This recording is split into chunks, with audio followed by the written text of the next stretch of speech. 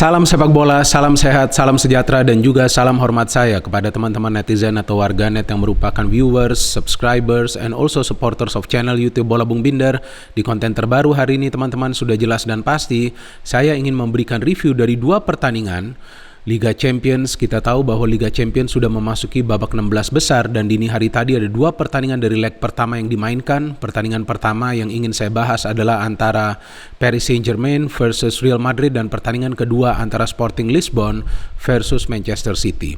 Seperti yang kita ketahui bahwa pertandingan antara PSG versus Real Madrid adalah pertandingan yang ditunggu-tunggu karena akan ada dua pemain yang ditunggu aksinya. Yang pertama adalah Kylian Mbappe, yang kita tahu sejak tahun lalu sudah diberitakan akan segera pindah ke Real Madrid, bahkan di awal tahun ini dirumorkan bahwa dia sudah setuju untuk pindah ke Real Madrid. Kemudian ada juga Lionel Messi yang kita tahu sebelumnya berhadapan dengan Real Madrid pada saat dia masih membela Barcelona. Jadi tentu pertandingan ini menarik perhatian kita semua, plus ada Karim Benzema yang kita tahu juga adalah salah satu pemain andalan dari Real Madrid yang konsisten mencetak gol, plus lagi-lagi ada Vinicius Junior, pemain yang sedang mengkilap sekarang performanya. Kita tahu bahwa musim ini Vinicius lebih banyak mencetak gol di Real Madrid dibandingkan musim-musim sebelumnya. So this was a very tight match dan pertandingan berakhir dengan skor 1-0 untuk PSG. Gol dicetak oleh Kylian Mbappe. Di luar dugaan ternyata Kylian Mbappe bisa mencetak gol di masa injury time. Sedangkan pertandingan lainnya yakni Sporting Lisbon versus Manchester City, terlihat jelas bahwa Lisbon tidak bisa menandingi atau mengimbangi kecepatan dari para pemain City, kepintaran dari para pemain City untuk mencari ruang di dalam ruang pertahanan dari Sporting Lisbon, sehingga City bisa total mencetak 5 gol. Sudah jelas dengan kemenangan tandang dengan skor 0-5 ini, City sudah melangkah ke babak selanjutnya. Saya ingin dulu membahas pertandingan pertama antara PSG versus Real Madrid, teman-teman. Ini dia, saya ingin memberikan informasi dari line-up-nya dulu. Triple B selalu membahas line-up dari kedua tim yang bertanding. Dari PSG dulu, Donnarumma, Hakimi, Marquinhos, Kimpembe, Nuno Mendes. Di tengah ada Danilo, Paredes, dan Verratti. Ini tiga pemain yang di tengah punya kemampuan untuk merebut bola dan melakukan pressing, teman-teman. Maka itu tiga pemain ini dimainkan secara bersamaan dari awal, dan tiga pemain ini juga mendapatkan kartu kuning ya, karena mereka melakukan pressing, tackling, intercept, dan juga kita tahu beberapa kali berduel dengan para pemain Real Madrid yang berada di tengah. Yang kita tahu adalah tiga pemain yang tidak tergantikan kan, seperti Toni Kroos, Casemiro, dan juga Modric. Di depan dari PSG, Di Maria, Messi, dan juga Mbappe. Neymar memang tidak 100% fit, maka itu dia memulai pertandingan ini dari bangku cadangan. Dari Real Madrid, Vinicius Junior, Karim Benzema, Marco Asensio. Tiga pemain ini tidak punya satupun peluang di pertandingan ini, teman-teman. Luar biasa benar-benar ya, kita melihat pressing game dari para pemain PSG. Terlihat mereka benar-benar memberikan pressing tinggi sehingga para pemain Madrid itu sulit untuk bisa mengalirkan bola kepada tiga penyerang mereka yang berada di depan. Dan juga memang saya perhatikan antara Asensio dan Vinicius sering dilanggar, terutama Vinicius Junior ya. Jadi terlihat memang para pemain PSG ini lebih banyak menyulitkan para pemain Real Madrid dari segi mereka untuk memberikan passing dan juga pergerakan. Kemudian di tengah ada tadi yang saya katakan Toni Kroos, Casemiro, dan juga Luka Modric, di mana saya perhatikan bahwa Casemiro dan Kroos yang punya peluang, Modric tidak berkembang sama sekali di game ini, maka itu dia juga akhirnya ditarik keluar karena juga tentu Ancelotti sepertinya ingin melakukan penyegaran ya di lini tengah, karena terlihat jelas para pemain Madrid di tengah itu kalah dari para pemain PSG. Di belakang ada Mendy, Alaba, Militao, dan juga Carvajal. Nah, Mendy dan Carvajal ini perannya sangat vital, teman-teman, karena dua pemain ini perlu mengawal Messi, Mbappe, dan juga ada Hakimi, serta kita tahu Nuno Mendes. Karena berkali-kali para pemain PSG ini menyerang dari sektor flank. Dan di penjaga gawang ada Courtois. Menurut saya ya, kalau ini bukan Courtois, mungkin PSG sudah menang lebih dari 1 gol. Oke, from the flow of the game, terlihat jelas bahwa PSG mengandalkan Messi dan juga Mbappe. Mbappe untuk melakukan finishing dan Messi untuk membangun serangan. Tapi ada pemain-pemain lain seperti Di Maria dan juga Hakimi yang akan sesekali mendukung serangan. Jadi para pemain PSG ini coba untuk bisa bermain lebih efektif lagi tanpa terlalu lama menguasai bola, teman-teman. Maka itu jika teman-teman perhatikan dari babak pertama hingga pertandingan berakhir, ball possession itu PSG unggul tipis, tidak terlalu signifikan. Karena mereka coba untuk bermain efisien dan juga efektif. Yang penting mereka bisa mencetak gol. agar nanti di Bernabeu mereka sudah bisa membawa keunggulan. Dan kita lihat bahwa Mbappe berkali-kali menyulitkan Carvajal. Carvajal ini terlihat jelas teman-teman kewalahan untuk mengawal pergerakan dari Mbappe. Berkali-kali dia bisa dilewatin. Bahkan tuh chance pertama dari PSG yang didapat oleh Mbappe, jika saya tidak salah tuh menit 16 atau 17 setelah dia mendapatkan umpan dari Messi. Itu sebenarnya Carvajal coba untuk mendorong Mbappe tuh. Tapi memang body balance-nya bagus dan shooting dia bisa di-save oleh Courtois. Dan selain juga dari Mbappe, beberapa kali saya melihat nih Hakimi juga naik overlap ya untuk mengganggu Mendy. Nah, Mendy di game ini saya melihat out of form, tidak seperti biasanya, dan tampak jelas bahwa setiap kali para pemain Madrid mencoba untuk proses serangan dari lini tengah, maka mereka langsung bisa ditekan oleh para pemain PSG. Maka itu kita tidak melihat ada bola yang bisa diberikan kepada Benzema, karena baik Vinicius Junior dan Asensio pun pada saat saja mereka mau menerima umpan, mereka sudah dikawal, bahkan sering di foul. Dan itu merupakan taktik yang efektif dari Pochettino, karena dia tidak ingin para pemain Madrid itu berkembang dari lini tengah, karena kekuatan Madrid berada di lini tengah, kemudian baru berada di dua sektor penyerang sayap. Dan dengan Mbappe dan juga Di Maria yang lebih sering melakukan pergerakan ke dalam ruang pertahanan dari Madrid, maka itu dua fullback Madrid juga tidak berani overlap. So, terlihat bahwa serangan dari Madrid ini tidak berkembang. Banyak yang menilai bahwa Madrid parkir base. Saya pikir Madrid tidak parkir base, tapi memang mereka tidak bisa keluar dari tekanan para pemain PSG. Jadi secara taktik memang PSG unggul, dan kita lihat di first half sebetulnya hanya satu peluang yang berbahaya dari PSG ya, yaitu dari Mbappe yang tendangannya bisa di-save. Memasuki babak kedua tentu PSG ingin mencetak gol, karena mereka ingin membawa keunggulan ke Bernabeu seperti yang tadi saya katakan. Dan memang kita melihat bahwa Messi bermain lebih baik lagi di babak kedua ya. Beberapa kali dia melepaskan key passing, dan akhirnya kita lihat Mbappe yang melakukan pergerakan cepat. Jika saya tidak salah juga itu dia mendapatkan umpan dari Messi, saya lupa itu. Mungkin Messi yang memberikan umpan, dia melakukan pergerakan cepat. Memang tinggal menunggu waktu saja sini Carvajal melanggar Mbappe di dalam kotak penalti. Dan terlihat ya ketika Mbappe sprint, Carvajal tuh terlambat melakukan tackling sehingga terkena kaki dari Mbappe. Ada VAR check, tapi jelas itu menurut saya penalti, walaupun mungkin ada yang mengira bahwa Mbappe memang menunggu tackling itu dari Carvajal, tapi jelas Carvajal melakukan tackling yang terlambat. Dan Messi yang mendapatkan peluang, saya kira ini sudah gol. Ya, dan Messi akan bisa kembali mencetak gol lawan Real Madrid. Ternyata masih bisa di-save oleh Courtois, luar biasa. And Madrid setelah itu ya mau tidak mau perlu mengandalkan counter dengan kecepatan dari Vinicius Junior ya teman-teman ya. Tapi terlihat bahwa para pemain dari PSG ini pintar untuk bisa mencegah para pemain Madrid itu membangun serangan secara cepat. Danilo tuh melakukan tactical foul kepada Vinicius Junior sehingga dia mendapatkan kartu kuning, padahal Vinicius sudah melakukan cutting inside yang bagus ke dalam. And then kita lihat ada dua pergantian, Rodrigo masuk dan Vasquez masuk karena Carvajal betul-betul kewalahan.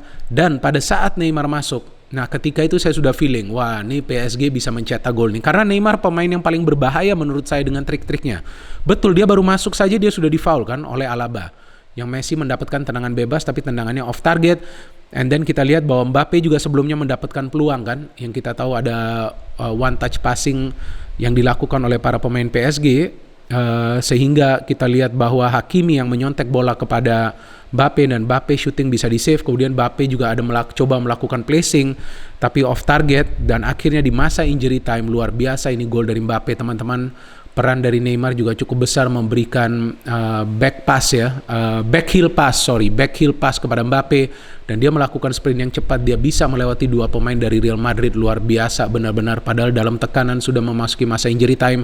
Tapi ini dia pemain kelas dunia yang memang tidak perlu diragukan lagi ya kehebatannya. Dia bisa melewati Militao dan juga Vasquez dan melakukan placing yang sempurna. What a goal, and this is a well-deserved win for PSG, karena sepanjang pertandingan Madrid tidak mendapatkan satupun peluang untuk mencetak gol teman-teman yang berbahaya. Bahkan tendangan-tendangan mereka hanya 3 atau 4 peluang saja yang bisa mereka ciptakan, itu pun tidak ada yang berbahaya. So, ini adalah kemenangan yang pantas untuk PSG, tinggal kita tunggu nanti leg kedua di Bernabeu. Sekarang pertandingan kedua yang ingin saya bahas adalah antara Sporting Lisbon versus Manchester City. Memang di pertandingan ini terlihat jelas para pemain City unggul dari segala-galanya, baik dari taktik permainan dari Pep Guardiola dan juga pergerakan, passing dan juga possession game yang mereka mainkan. Dan City memang sebelum pertandingan ini sudah cukup lama tidak terkalahkan ya teman-teman. Jika saya tidak salah di Premier League saja tuh 15 pertandingan mereka belum terkalahkan. Dan sebelum pertandingan ini, sebelum lawan Manchester City, jika saya tidak salah tuh 12 game ya City tidak terkalahkan ya. Saya hitung dulu nih teman-teman ya, perlu dihitung nih kalau City nih.